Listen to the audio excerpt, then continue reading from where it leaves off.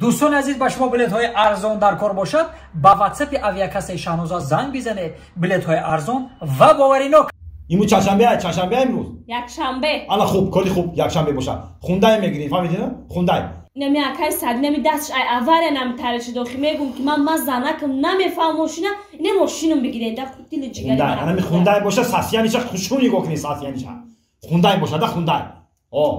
گاز باشه گاز خالی گاز سونات که سونات اکای کامل جان ما سونات زنگ زدم اکی سونات زنگ زدم ماشوقی دو اومده سر کاری خوب راست دیگه بی انگجون من ماشین نمیفهمم خیلی هم ماشین همش سونات خودش میفهمه این اکای سونات ما برام درک میکنم یکی خوندای باشه همین گاز داشته باشه خوندای باشه اکی سونات خیلی همش میفهمه اکای کامل چی خدا باشه سوزی سلامتی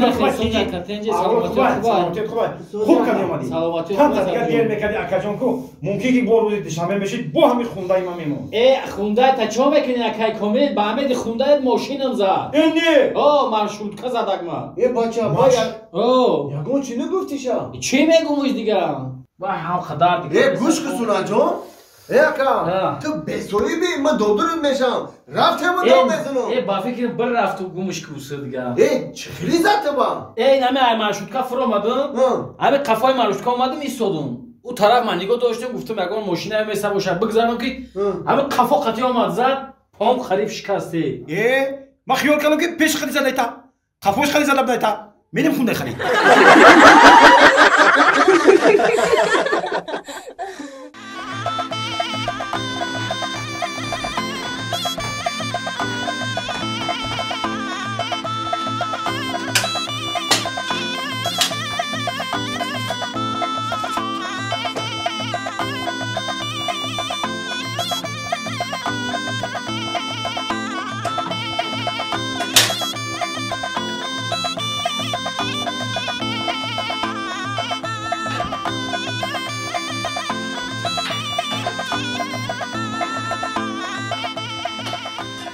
گذشت عمرم به غمهای تو بگذشت به سودای و علمهای تو بگذشت گذشت عمرم به غمهای تو بگذشت به سودای و علمهای تو بگذشت تو را پیدا نکردم لیک عمرم پیا پی با علمهای تو بگذشت تو را پیدا نکردم لیک عمرم پیا پی با علمهای تو بگذشت پیا پی با علمهای تو بگذشت پیا پی با علمهای تو بگذشت رحمت مردک در پیچکده علاوه موندم خوردی چای پای تا خوردی خود خوردی رحمت خوردم رحمت نه که گرم نزنک جان باشیده یعنی خونه رو گرم کردی خیلی خوراک تیار کردی خوردیم یک تیده باشی گوش که زنک جان ما همین کتاب یک قصه که همین عجایبات خوندم چی بوده این قصه؟ این همجا نوشتگیه که مردها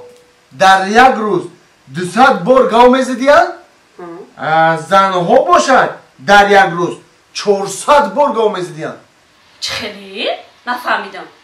آخش رو گوش کن این همجا نوشتگیه که مردها یعنی ما در یک روز 200 بار گاو میزدین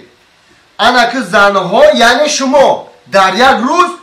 400 بار گاو میزدین برای چی؟ برای چی که شما مردا در یک بار گپ نمیفهمید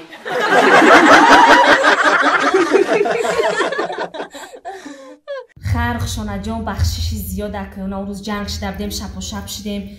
ما مردم برامد تماشابین اولی خمون اشتی شدیم که اولی مردم همسایه دیونه میشوم راست میگی خیلی هیچ گپ نمیگذره خک میگذره که نگذشته که در همسایه گره جنگ میشه من اشتی میشم که بوده دیگه یکی امروز با سنگ در سرت زدم سر در کرد یکم چی نشد خی میگذره ما هم آهن قطی زدم که در سرت خک هیچ کنم خی در همسایه گره هیچ کنم میکنم تو بودی درم هم بولو پرتوف در طوری سری مزن من بودم خی هیچ کنم خیلی ندگو نشیدیم کشتی شدیم که میگم همی همسایه همی شود نمیتوه همی جدا هسته یا اگه میلیسانه قپی در موشه شبانه میتوه یزند یه هفته داوس نه یه هفته داییس نه ای خی نبود در اوسونای در ایسنای همی یردمت میکنه زندگی تا میبره نبود شوخی خشانه جان میدونی چی؟ اینترنت خوندم چی خوندی؟ با همین قپرسماتش بسیاری هسته که و به فکر ایروستی همین چیز هست درخشانه باور که اینمی آدمیزاد میمرده کو با دنیا می اومده چه؟ به همین دنیا می اومده نه که آدم نه اینا مثلا پرنده میشیده می اومده اسب میشیده ترزه میشیده چاینیک میشیده پیاله میشیده اینم خیلی میشیده می اومده یکی تو بمری چی میشه میاد؟ های چی گفته استای؟ جنگ نکرخ شو من حتی جنگ ندارم مثال گفته استم مثال چی میشه میاد؟ خیلی نمیدونم سگ میشم میام ایلی سگچه میشم میام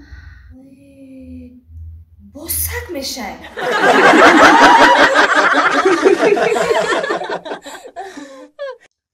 یه دختر دختر چون میفهمنمی و کرن چیان نم نم نمی بارانه چشماش خمیلیانه نم نم نمی بارانه چشماش خمیلیانه دلم شده هوایی ای دختری یوانه دلم شده هوایی ای دختری یوانه چه خیلی یوان؟ من یوان استم نمیدونم ما یوان استی زده وقتی بچه یوانی کن چه خیلی صدا میزنی؟ گوش کن بسیار کام میزنی با دونایی دور طرفی من چند ساشیر من طرف فیراد دارم ای دختر کجا شدی؟ کاری نمیفهمی آخه چی میگی من فیرادو میکنی پیشت میرم میگی برا گپ ندارم چی ده پیشت برم؟ چی ده پیشم برم اونا لیواسا ماشین کده موندگی شوشتی کسته و خور بی دادری چیر موندگی لیواسا شوشتی کده اوتی کردی نکردی با تو میگی گام میزنی ات چی میگه بسیار گپ میزنی گوش شماینا مبوردیه همین توی خمانه چند کشید؟ توی خمانه؟ یا 3 ماه و 3 سال شیده چند که؟ 3 ماه و 3 سال نخواه توی 3 ماه و 3 سال چی خیلی 3 ماه و 3 سال 17 روز شد توی خمانه نه نخواه 17 روز خمردک به سوادیه من اگه کتاب بگی نمی کتاب کم اکک بخون کم تر با سواد شوی یک چی را یاد بگیری برا اونجا بشی بخون برا اون اونجا برا بشی بخون کم اکک بخون یاد بگیری این همین سرشویش میخونی همین سرشویش بخون التماسون اونجا برا بشی بخون کم اکک با سواد شوی 3 ماه و 3 سال ای وای شرمندم که نگو کس بفهمه من به من یه برگه پیتر بگیرم ها مردک مردک یه منوت بیساخی خونده است همونو میبینی؟ آخه برای من گوش کوا اینا یک ماه شده به کتاب خونده استی یگام چی یاد گرفتی یگام چی فهمیدی؟ فهمیدم چی فهمیدی؟ نه فهمیدم که همین آدم پیدا میشیدن